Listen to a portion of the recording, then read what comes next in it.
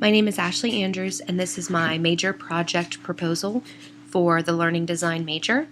My topic is the models and benefits of co-teaching in a K-12 traditional classroom setting. The purpose of this major project is to create an e-learning course that follows instructional design principles and evidence-based practices, and one that also responds to a current need for training in the secondary school setting and aligns to learning objectives throughout all the way to assessments, ultimately maximizing learning and growth. This project focuses on a current need for further training on co-teaching in the K-12 traditional classroom settings. In order to understand the necessity for training on co-teaching, it's important to look at the background of co-teaching and its evolution throughout time in the public school sector. Co-teaching was not a widely used instructional strategy at the beginning of our nation's schools. When public schools started being developed in the early 1900s, students with learning disabilities were not educated in the general education classroom with their peers without disabilities. And it wasn't until the enactment of certain laws, including No Child Left Behind and IDEA, that students with specific learning disabilities and other disabilities were being included in the general education classroom as determined by their least restrictive environment. Within the last 20 to 30 years, there has been a big push for students with learning disabilities to be educated with their typical peers as much as possible. So that change necessitated a revamping, so to speak, of how educators were collaborating and working together to best meet the needs of all students. So this brought about the co-teaching instructional strategy, and with that, many different models of co-teaching. So in this e-course, the overall goal is to better prepare educators on how to help students, specifically those with special needs, attain maximum growth by understanding and implementing co-teaching strategies into their daily lesson plans. General classroom teachers and special education teachers alike should be able to determine which of the co-teaching models will best suit the needs of the lesson and the students for those given learning objectives of the day, and ultimately benefit their students and maximize student learning and growth. The learning objectives for this module for the e-course are that the learners will be able to identify and explain the key components of special education, history, and laws. Learners will be able to identify and describe the different co-teaching models, and learners will be able to explain the benefits and appropriate uses of each co-teaching model. When conducting the literature review, I wanted to have three main focuses. The first focus was on the definition of co-teaching as it pertains to special education, and my findings were that there is some overlap in the definition and use of co-teaching as a term. Some bodies of teachers and educators use co-teaching as a term that describes any type of setup in which there are two professionals teaching together. So this would include an apprenticeship type of situation in student teaching. Some of the research has shown that this has detrimental effects on fully implementing effectively co-teaching as it pertains to special education, because the goals of apprenticeship co-teaching, so to speak, are very different from the goals of special education co-teaching. So co-teaching needed to be defined for this project as the model of teaching and relationship between at least two professional educators in a classroom where both typical students and students with IEPs or individual education plans are educated together. The second focus of the literature review was on co-teaching as a strategy and why it's effective. So co-teaching has become more popular even in the last few years, starting about 20 or 30 years ago with the No Child Left Behind and the Individuals with Disabilities Education Act. So there's been this evolution of co-teaching as just being the intervention specialist and the general education teacher in the same classroom.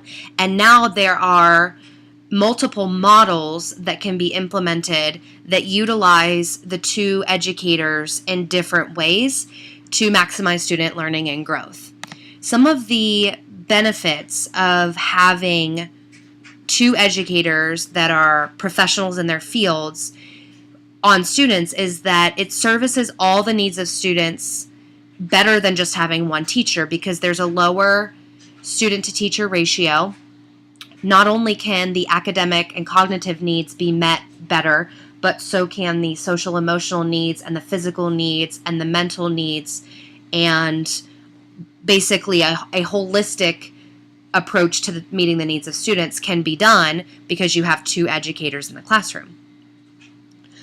Additionally, another benefit that comes from having two professional educators in the same classroom is that the general education teachers are usually seen as the masters of their content, subject, whatever that may be, math, English, history, and they're also masters of the pedagogy that comes with that content. So how to teach that content the best to a group of typical learning students. The intervention specialist is a master in accommodating and modifying that content to meet the needs of students with a plethora of learning disabilities, whether that be cognitive or emotional behavioral needs.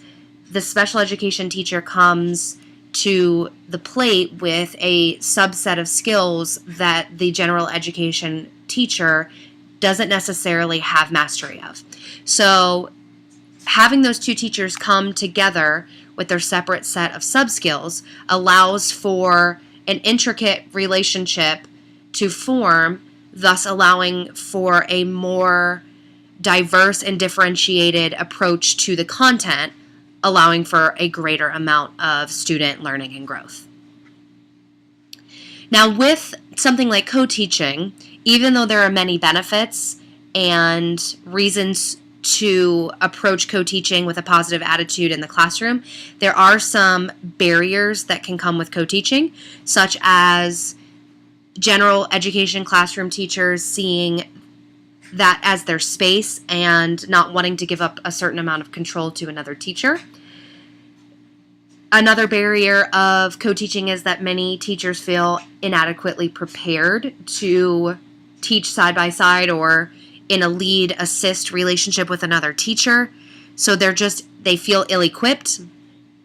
Another potential barrier is that oftentimes there's a lack of planning and a lack of time for assessment, because co-assessment and co-planning are also part of the co-teaching process.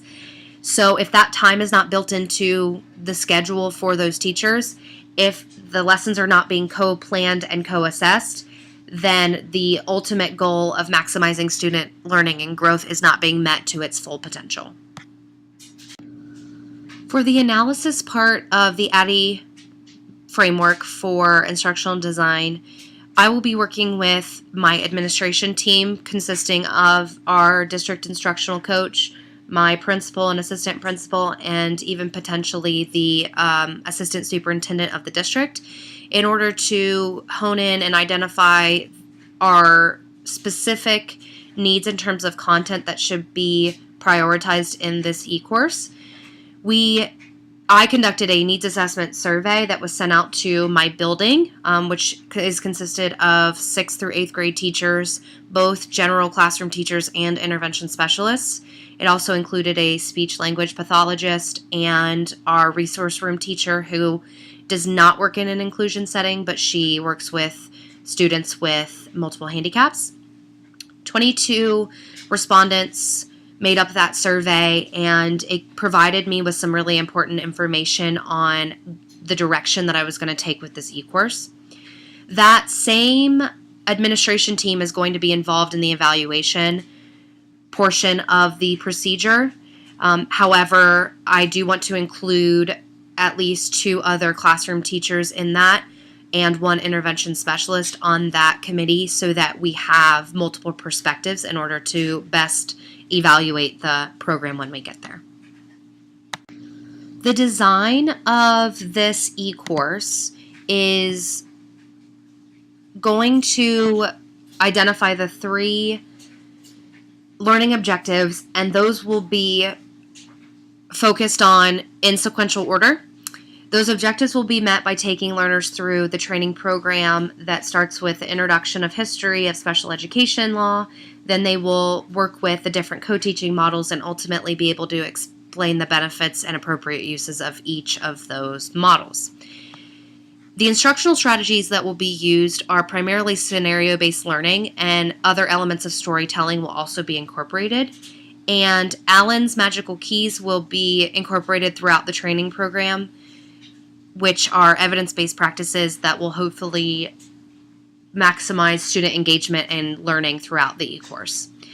The narration and sound will be provided through a program called Audacity, and I will be using PowerPoint as a format software to create the training. The assessment questions will come throughout the program, but then also at the end. There will be culminating assessment questions. There will be different formats, including multiple choice, drag and drop, and scenario-based problem solving throughout the course. This will hopefully increase engagement and student interest in the course material, and the assessment questions will align directly back to each of the 3 learning objectives. As I said in the design phase, the e-course will be structured following the 3 learning objectives sequentially, starting with the history of special education and laws and evolution of special education up until this point, and then move into the different co-teaching models that can be implemented in the classroom, and we'll end with the benefits of using the different models and how to effectively implement the different models and when they're most appropriate. So in terms of how much depth and complexity we want to go into each of these sort of subsections of the content, I'm going to involve my school's principal and the instructional coach in order to determine exactly what information will best meet the needs of our district. And I also want to include our special education director of the district and my 8th grade intervention specialist, because they come with a different perspective than I can offer as a general classroom teacher. The structure of the course will be scenario-based, so there will be a guide that will lead the learners through different classroom setups. So the e-course will, especially the 2nd and 3rd learning objectives, will look like a classroom setup. There will be simulations where the learner will have to be engaged and will have to interact with the scenarios in order to fully understand how to work through the different co-teaching models. The implementation of this e-course and training program will take place during one of our professional development sessions that are already built into our academic calendar and academic workday. So this will come at no additional cost to the district or myself, because the teachers are already compensated for this time as it's built into their workday. There are 2 phases that will happen for the evaluation of the training program. The first needs to be immediately after the training is conducted, so as to provide immediate feedback. So this will require a committee to meet once the development has happened and before the implementation has happened to determine the level of engagement, the content, and whether or not there's alignment throughout. And then there will need to be that same committee, but also all of the participants and learners involved in the program will have to will have to respond to a survey, which will provide additional information as to the learning that occurred and their initial reactions and buy-ins into the training program that was given.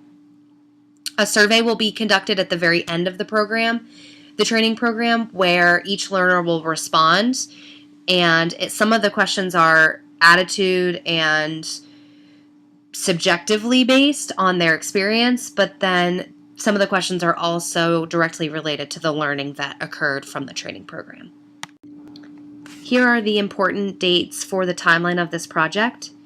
And as far as the budget goes, this training program is relatively free at no cost to the district or to myself, because the implementation during the professional development is already accounted for in the teacher's salary, and the materials required to complete the training program are Chromebooks, which we already have access to at no additional cost.